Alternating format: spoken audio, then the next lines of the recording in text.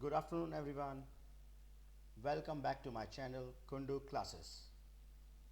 आज की इस वीडियो में हम बात करेंगे क्लास नाइन्थ की इंग्लिश के फर्स्ट चैप्टर के बारे में।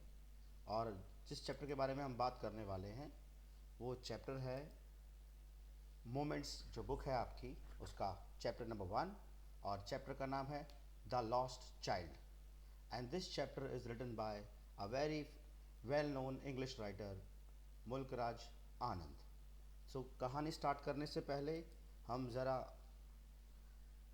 जो प्रोज़ होता है उसके एलिमेंट्स के बारे में बात करेंगे कि जो कोई भी कहानी होती, जो प्रोज़ होता है उसके अंदर कौन कौन सी चीज़ें होती हैं। तो सबसे पहली जो चीज़ किसी भी प्रोज़ में पाई जाती है डेट इज़ सेटिंग। सेटिंग एक थोड़ा लिटरेरी टर्म है, वैसे तो बच्चे समझते नहीं हैं, लेकिन साधारण भाषा में कहा जाए setting is the place where the story takes place. एक ऐसी जगह जहाँ पर कहानी घटित हो रही है उसको हम कहते हैं सेटिंग। सेकंड जो चीज़ है वो है कैरेक्टर्स। कैरेक्टर्स आप सबको पता है, कहानी में कैरेक्टर्स होते हैं the people that are part of the story. लोग जो कहानी का पार्ट होते हैं उनको हम कैरेक्टर्स बोलते हैं। थर्ड जो एलिमेंट होता है किसी भी प्रोज का वो होता है प्लॉट। प्लॉट क्या होता है? Plot is what happens in the story. किसी भी कहानी के अंदर क्या क्या चीज़ें हो रही हैं उनको हम कहते हैं प्लॉट। जो फोर्थ एलिमेंट होता है किसी भी प्रोज का वो होता है मूड। मूड होता है द फीलिंग्स और the emotions the author creates और the feeling you get when reading the story. देखो बच्चों, जब भी हम कोई कहानी पढ़ते हैं तो ऑथर का एक मोटिव होता है कि वो किस टाइप के इमोशंस चाहता है कि उसका रीडर फील करे। ठीक है, तो उसको हम कहते हैं कहानी का मूड। मतलब जब भी हम कोई कहानी पढ़ रहे होते हैं सोचो, तो उसमें हमें कभी हंसी आती है, कभी रोना आता है, तो that is known as the mood of the prose. और जो लास्ट एलिमेंट होता है किसी भी प्रोज का वो होता है theme. Theme in a story is it's underlying message. अब देखो, जो कोई भी कहानी लिखी गई है उस कहानी के थ्रू कोई भी राइटर एक मैसेज देना चाहता है, या वो कहानी लिखने के पीछे उस राइटर का मोटिव क्या है, that is known as the theme. या जो कहानी का आइडिया होता है, बिग आइडिया, उसको हम कहते हैं थीम। सो आज की जो हमारी कहानी है द लॉस्ट चाइल्ड, बहुत ही फेमस शॉर्ट स्टोरी है ये मुल्कराज आनंद जी की। तो इस कहानी की जो सेटिंग है वो कहाँ की है? The story is set in the spring season in an Indian village. कहानी है एक भारतीय गांव की, और सीज़न चल रहा है स्प्रिंग सीजन, जिसको हिंदी में हम कहते हैं बसंत ऋतु। It offers a look into a period of time in history when changing seasons were celebrated with fairs. और आपको पता है इंडिया के अंदर बहुत सारे हम जो है फेस्टिवल सेलिब्रेट करते हैं। तो जब भी सीज़न चेंज होता है तो जनरली गांव में आपने देखा होगा लोग, है ना, सीज़न के चेंज होने को सेलिब्रेट करते हैं, है ना, मेले वेले लगते हैं। तो उस टाइम के पीरियड में ये कहानी हमें लेके जाती है जब इंडिया में विलेजेस में जो है वो फेयर्स बड़े कॉमन थे। तो चलिए स्टार्ट करते हैं आज की अपनी कहानी। It was the festival of spring. From the wintry shades of narrow lanes and alleys emerged a gaily clad humanity. अब इस पैराग्राफ में राइटर कह रहा है कि फेस्टिवल ऑफ स्प्रिंग है, स्प्रिंग मैंने बताया था बसंत ऋतु। From the wintry shades of narrow lanes and alleys emerge a gaily clad humanity. अब देखो न्यू वर्ड्स में दिया हुआ है, wintry shades of narrow lanes and alleys होता है इन द विंटर सीजन।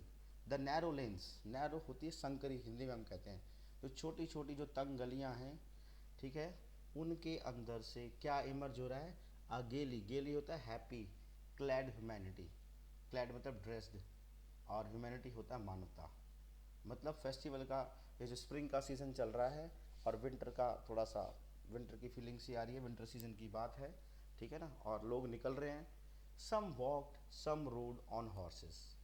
कोई पैदल चल के जा रहा है, कोई घोड़े पे बैठ के जा रहा है। Other sat being carried in bamboo and bullock carts. कोई अपनी बैलगाड़ी में जा रहा है। ऐसा कुछ सीन है, ठीक है। ये कहाँ जा रहे हैं? एक फेयर के अंदर। One little boy ran between his father's legs brimming over with life and laughter. और जो एक छोटा सा बच्चा है, हमारी कहानी का मेन कैरेक्टर है ये।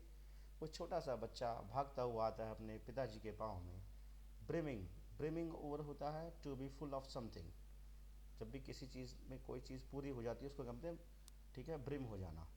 तो मतलब ब्रिमिंग ओवर विद लाइफ। तो जो छोटे बच्चे आपने देखा उनमें जीवन बहुत भरा हुआ होता है, ठीक है, वो बहुत जिंदा दिल होते हैं। They enjoy every moment of your life, of their life. तो इसी तरीके से एक छोटा सा बच्चा है, लाइफ को एंजॉय करता है, वो अपने पिताजी की टांगों के आके उसको उनके लग जाता है। Come child come, called his parents as he lagged behind. अब जैसे आपको पता है छोटा बच्चा है, मेले में जा रहा है, तो बच्चा थोड़ा सा पीछे रह जाता है। क्यों? Because he was fascinated by the toys in the shops that line the way. जब भी हम मेले में जाते हैं, आप लोगों ने देखा होगा कि गली के दोनों साइड पे क्या होता है, जो खिलौने बेचने वाले हैं वो बैठे रहते हैं और वो खिलौने बेचते हैं। तो कोई भी छोटा बच्चा उन खिलौनों को देख के फैसिनेट हो जाता है। फैसिनेट मतलब अट्रैक्टेड, ठीक है। ही hurried towards his parents, his feet obedient to their call, his eyes still lingering on the receding toys. अब जैसे ही मैंने कहा, बच्चा उन खिलौनों को देख के काफ़ी अट्रैक्शन फील कर रहा है, इसलिए वो पीछे रह गया है। लेकिन दूसरी तरफ उसके पेरेंट्स थोड़ी सी आगे निकल गए हैं और वो कह रहे हैं, कम चाइल्ड कम, बेटा कहाँ हो तुम। सो अब वो जैसे ही उसके पेरेंट्स उसको कॉल करते हैं, his feet obedient to their call, जैसे बोलते हैं उसके पाँव भागे भागे, मतलब वो भागा भागा अपने पेरेंट्स के पास पहुंचता है। His eyes still lingering on the receding toys. Receding होता है लेफ्ट बिहाइंड, ठीक है। जब भी तो वो जैसे ही मतलब पीछे खिलौने थे, खिलौने को देखा उसने, खिलौने की तरफ आकर्षित हुआ और वो आगे बढ़ा अपने पेरेंट्स के साइड।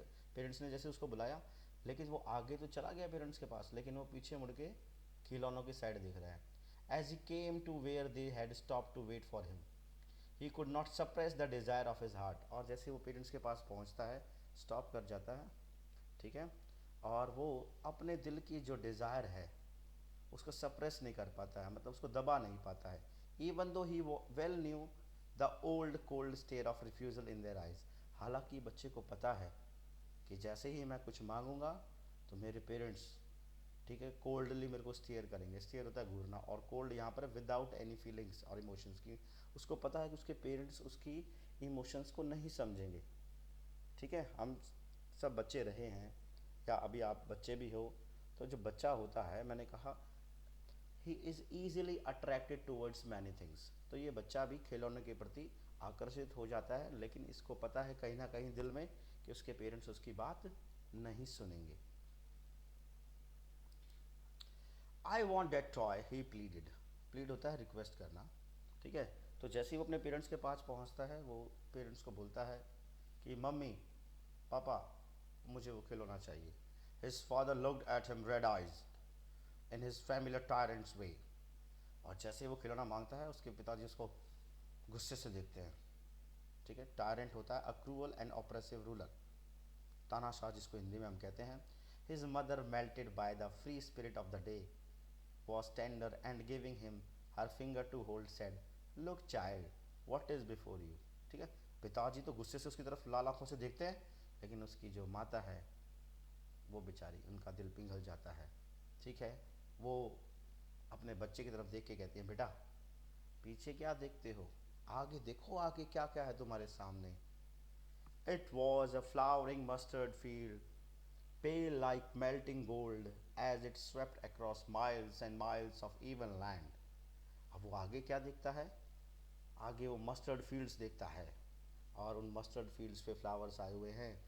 पेल, पेल होता है पीला, लाइक मेल्टिंग गोल्ड, ऐसा लग रहा है कि जैसे कोई गोल्ड जो है वो मेल्ट कर गया हो।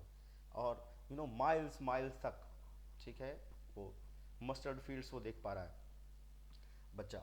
A group of dragon flies were bustling about on their gaudy purple wings. और वो उन मस्टर्ड फील्ड्स में देखता है ड्रैगन फ्लाइज को उड़ते हुए। ड्रैगन फ्लाइज क्या होते हैं? A fast flying long bodied predatory insect, एक टाइप का ये इंसेक्ट होता है, ठीक है, जिसको कि हम जैसे कॉमन भाषा में, मैं तो उसको हेलीकॉप्टर टाइप बोल देता था, आप लोगों ने देखा भी होगा, आगे मैं आपको पिक्चर्स में दिखाऊंगा, ठीक है। देवर बसलिंग, बसलिंग होता है cause to move hurriedly in a particular direction. जब हम किसी डायरेक्शन में जल्दबाजी से जाते हैं ना, तो उसको इंग्लिश में कहते हैं बसलिंग, ठीक है। Bustling about on their gaudy gaudy means extremely bright and showy purple wings. तो इन ड्रैगन फ्लाइज के जो विंग्स हैं वो कैसे हैं, बहुत ही ज़्यादा ब्राइट हैं, शोई हैं। Intercepting the flight of a lone black bee. Intercepting होता है ऑब्स्ट्रक्ट करना, विघ्न डालना, ठीक है ना। तो जो जो ड्रैगन फ्लाइज उड़ रहे हैं, तो ऐसे ही उसी टाइम पर एक अकेला सा कोई ब्लैक बी या बटरफ्लाई है, वो जा रहा था फूलों पे, ठीक है। तो उसको वो रोक देते हैं dragon flies. The child followed them in the air with his gaze. और जो बच्चा है अब वो उन्हीं के पीछे लग जाता है, ठीक है। Till one of them would still its wings and rest and he would try to catch it. और जैसे वो ड्रैगन फ्लाई बैठता है, बच्चा उसको कैच करने की कोशिश करता है। But it would go fluttering flapping up into the air. लेकिन आपको पता है कि इंसेक्ट्स पकड़ने इतने आसान नहीं होते।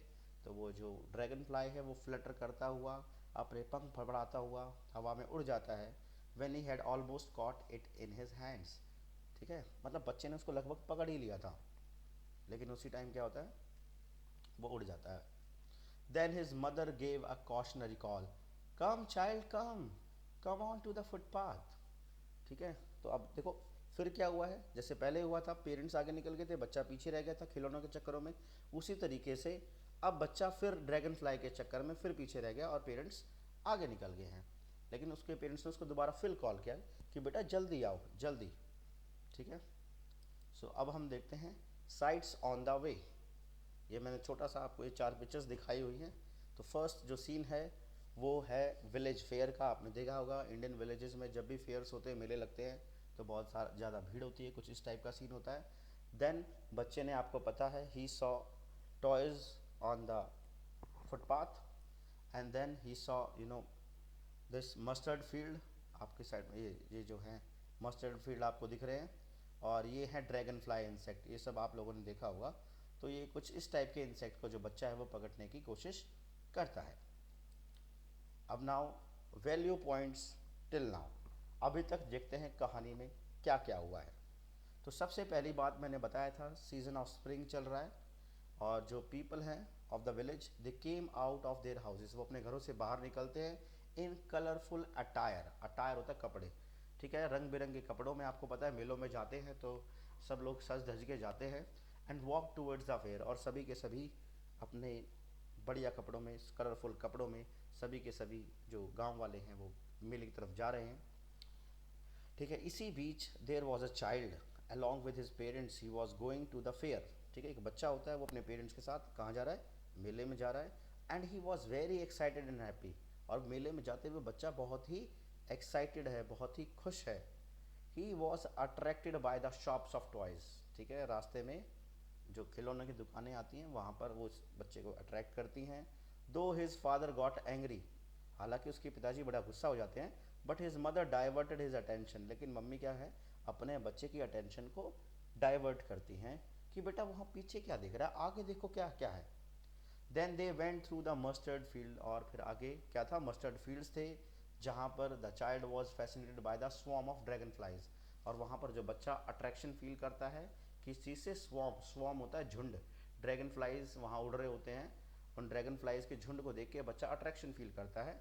As he tried to catch one of them it went away, और जब बच्चा उस ड्रैगन फ्लाई को पकड़ने के लिए दौड़ता है तो वो जो ड्रैगन फ्लाई है वो उड़ जाता है।